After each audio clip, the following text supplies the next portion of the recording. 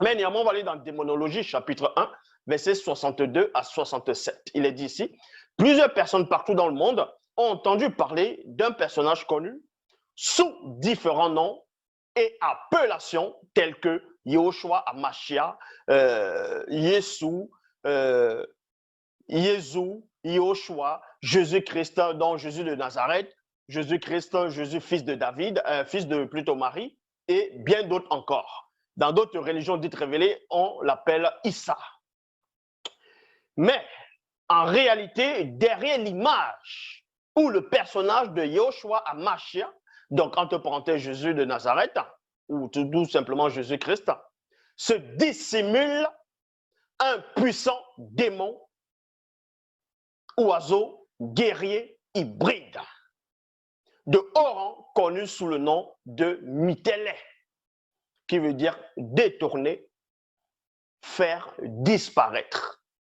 Le personnage de Jésus, parce que là on va traduire, on va dire Jésus, mais d'autres diront Yahushua, comme je dis en fonction de l'époque.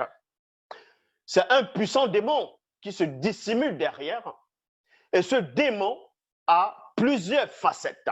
C'est manifesté dans différentes époques, dans différentes civilisations, et à séduire beaucoup de personnes. Or, dans cette époque du visible, ce démon est connu plus en Europe, en Afrique, un peu partout, sous le nom de Jésus-Christ ou Yeshua.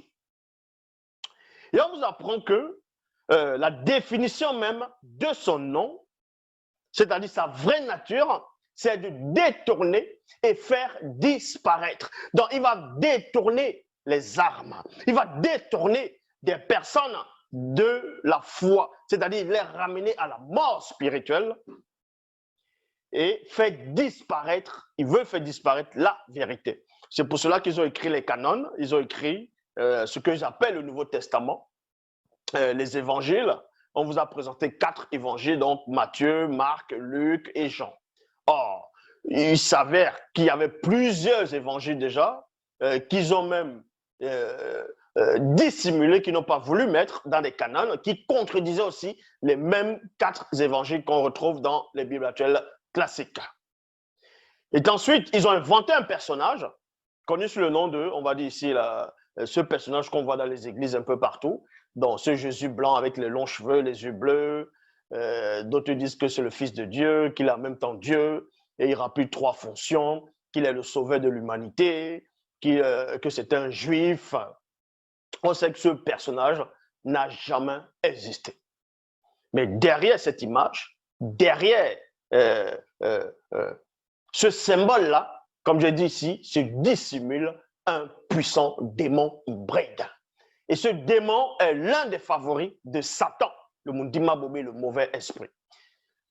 Je vous ai déjà démontré plusieurs fois que le Jésus de la Bible actuelle classique ment volontairement, se trompe et ignore des choses. Donc, il ne peut à aucun moment être le vrai Christ. Avant de poursuivre, il faut d'abord que vous compreniez quelque chose. Les gens pensent que quand on dit le Christ, c'est que ça fait forcément allusion à Jésus. Christ, ça veut dire oint. Jésus ne veut rien dire. Est-ce que vous comprenez? Jésus ne veut rien dire. Il y a eu plusieurs Christ, parce que quand on oint quelqu'un, il devient un Christ. C'est-à-dire selon le verbe. Ils ont pris l'histoire du vrai Christ, donc qui est Dieu qui s'appelle. Ils ont changé son nom, changé sa couleur, changé son lieu de naissance. Même ses propos, ils ont introduit l'histoire de Dieu qui s'appelle dans les Bibles actuelles classiques. Ils l'ont nommé Jésus, Yahushua, en fonction des peuples. Et ils ne se sont pas arrêtés là, Ils ont fait croire qu'il y aurait des prophètes de l'Ancien, selon eux, Testament, donc d'autres la Torah, d'autres les livres de la loi, ainsi de suite, auraient fait allusion à ce personnage de Jésus. Donc ils ont pris des prophéties, ils ont modifié des prophéties, ils ont fait croire qu'il y avait des prophètes qui annonçaient la naissance d'un sauveur, connu sous la personne de Jésus, d'autres vont dire Emmanuel. Donc, c'est ce qu'on appelle la christocentrisme. Ils ont centré ce personnage de Jésus sur toutes les prophéties majeures de l'Écriture pour mieux vous duper. C'est pour cela que je vais reprendre dans la démonologie, chapitre 1, versets 62 à 67. Plusieurs personnes partout dans le monde ont entendu parler d'un personnage connu sous différents noms. Avant, premièrement, que à cette époque, vous connaissez le nom, on va dire, le nom traduit, Jésus. Les Grecs ne disaient pas Jésus. La première Bible, en tout cas, selon les Bibles actuelles classiques, qui a été traduite, c'était en latin. C'était la Bible, c'était un pape qui avait traduit la première Bible en latin. Et là-bas, le nom Jésus n'apparaissait pas dans cette Bible-là. Donc déjà, Jésus, le nom Jésus, comme j'ai dit, ne veut rien dire. Parce que d'autres vont dire que Jésus veut dire Dieu sauve, ainsi de suite. C'est faux. Ce que les gens écrivent sur Internet, sur Google, ça, c'est faux. Jésus ne veut rien dire. Que ce soit dans la langue hébraïque, le mot Jésus n'apparaît pas. On peut encore dire Joshua, mais Jésus, ça n'existe pas, ce nom-là. En tout cas, c'est un nom inventé et ce personnage aussi est inventé.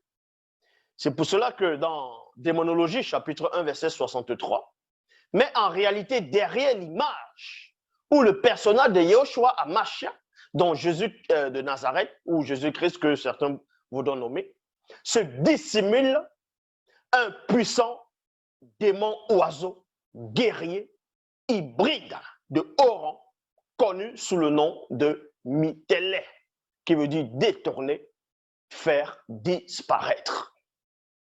La question est, qui est donc Mitélé? Ce personnage de Mitélé, c'est un démon hybride qui a parcouru plusieurs civilisations et sur différents noms. Mitélé, entre parenthèses Jésus, est un puissant démon, oiseau guerrier et religieux hybride de haut rang, en même temps, mi-poisson, mi-agneau. Mi-poisson, mi-agneau. Mitélé est un puissant démon, séducteur, donc envoûteur, qui agit de nouveau. Qui agit de nouveau dans la conscience collective des idolâtres. Il y a point virgule. Donc, on va s'arrêter dans ce passage et on va entrer en profondeur pour les amateurs de Jésus-Christ, pour les amateurs de ce faux prophète, de cet usurpateur. Donc ici, dans la démonologie, il est dit, dans le verset 66, que Mitélé, entre parenthèses Jésus, est un puissant démon séducteur, donc envoûteur, qui agit de nouveau. Quand on dit de nouveau, ça dit que ce démon-là avait déjà agi dans les temps d'autrefois. Mais on ne l'appelait pas Yahushua, on ne l'appelait pas Jésus ou le Christ. Il avait différents noms. Mais néanmoins, dans Kalata, dans la démonologie, on vous dit ici, la question est, qui est donc Mitélé? Et on vous apprend que Mitélé est un démon séducteur, donc envoûteur, il envoûte les gens. C'est pour ça que vous allez voir les gens dans les églises. D'abord, premièrement, les églises catholiques, ils vont se prosterner devant une statuette en disant que c'est le sauveur. Ils vont prier, ils vont faire le signe de croix. Si la statuette tombe et se casse, vous allez voir des gens qui vont pleurer, d'autres auront même des AVC. Parce que ce démon vous a envoûté à un point où vous vous prosternez devant les statuettes. Et quand on va dans les églises, entre guillemets, de réveil, pareil, ce démon les a envoûtés parce qu'ils font croire que ce personnage est en même temps le créateur et en même temps l'esprit. Et c'est là que vous allez comprendre le mystère même de l'envoûtement. Car dans l'Égypte antique, le démon Mitélé était connu sous le nom de Osiré. Osiré.